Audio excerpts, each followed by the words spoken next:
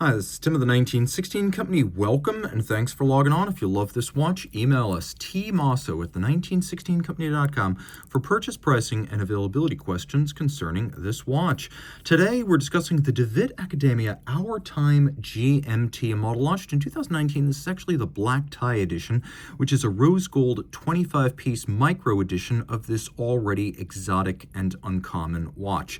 So it is large at face value, 46 millimeters in diameter, but hold your fire, it wears a lot smaller than that. It's 13.5 millimeters thick, and from lug tip to lug tip, here's the real key, it's 50 millimeters across the wrist.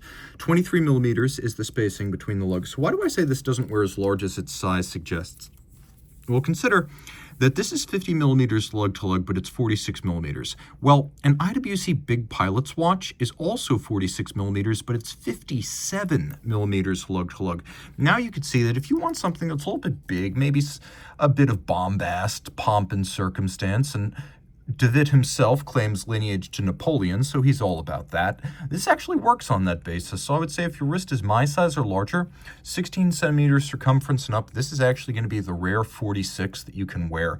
Now it is very sheer and cylindrical, but it's not as thick as you think. At 13.5 millimeters, it's reasonably slim, and it's broad and flat given its diameter. Okay, quick look at the strap. Not really important other than to indicate that DeWitt spec'd a very nice strap. Factory strap, calfskin on the bottom, you can see excellent condition, but on the top, beefy. Large, rectangular, symmetrical scale alligator leather, always indicative of a really expensive premium cut of the beast. You can also see that the lugs are drilled close to the case and a curved spring bar is used, so there's no impediment to the motion of the strap, and you get that really close-hauled, integrated look, so that's important. You can see there's a folded edge and a lot of bolstering to give it volume, so that bolstering is the stuffing inside. Then there's a monotone stitch. I describe the leather as a semi-gloss finish, maybe a light matte. Has a little bit of reflective qualities. The Imperial Colonnade. Of course, Jerome DeWitt, the founder of this company, he wants you to think of Napoleon when you think of his watch. He's even said when you buy a DeWitt, you're buying a Napoleon watch. And at least in the sense that they are distant relatives, I guess you could say that. He also claims lineage to a number of other European nobles and potentates, all of which are impressive in the genealogical sense, but I'm more interested in the hardware. And so what we've got right here is a watch with a movement that has 428 pieces, which is genuinely impressive. A timepiece that has a number of different functions unconventionally featured. So let's start with the basics. This is a dual time watch, but you'll note the presence of a globe with defined time zones, and then inside, there's sort of a sphere within a sphere that is partially blue, partially white, and although you don't see a second time zone, there is one. So let me demonstrate right here. We're going to move inboard of the Imperial Colonnade and its corresponding bezel. Now you see, when turning in one direction, I am moving that second time zone. When I don't need it, I can close it up underneath the primary hand, obscure it, and clean up the dial.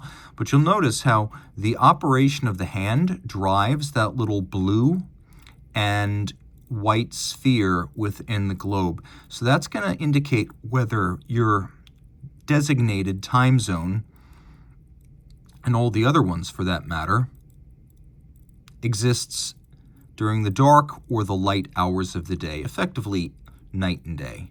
Now the other thing is when you turn in the opposite direction with the crown in the intermediate position, you engage this unique bicycle-like chain and sprocket system. Now you'll notice this rotates the globe, but not the day-night sphere within.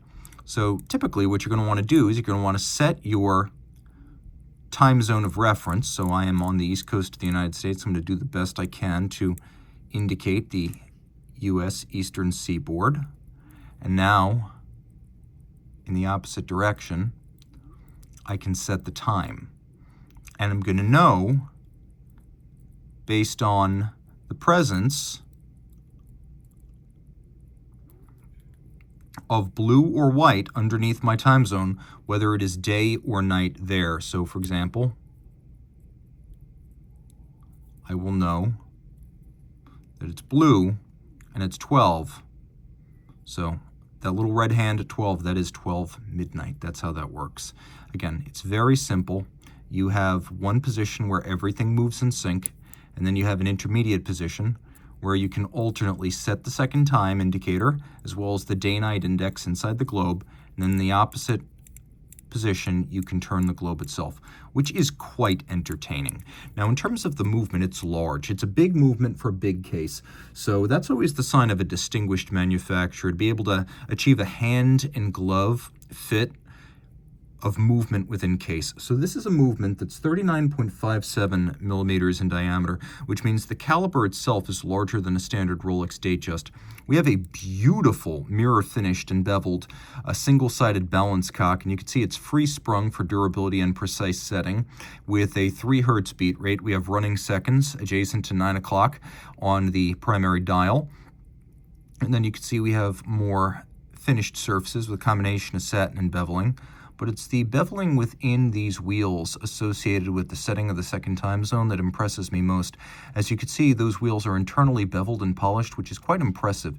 You can also see that the peripheral springs feature polished locating posts, satin tops, and beveling on their side, which is very impressive. It's all 30 meters water resistant, so it's kind of sporty for a dress complication, but it's not a sports watch. This is number 5 of 25. You can see it is a 29 jewel movement. This is the black tie edition, so don your black tie or bow tie.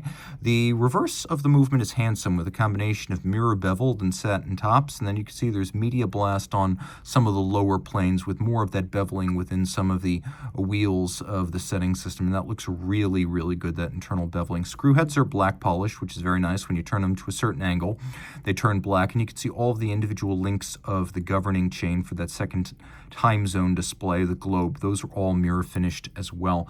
Really good looking watch, incredibly rare, incredibly exclusive. I've met Jerome DeWitt. He is a gentleman and a character. I would say that he's definitely an entertaining fellow to meet, and one whose watch is made all the more interesting by the idiosyncrasies of the man behind it, and I mean that in the kindest possible way.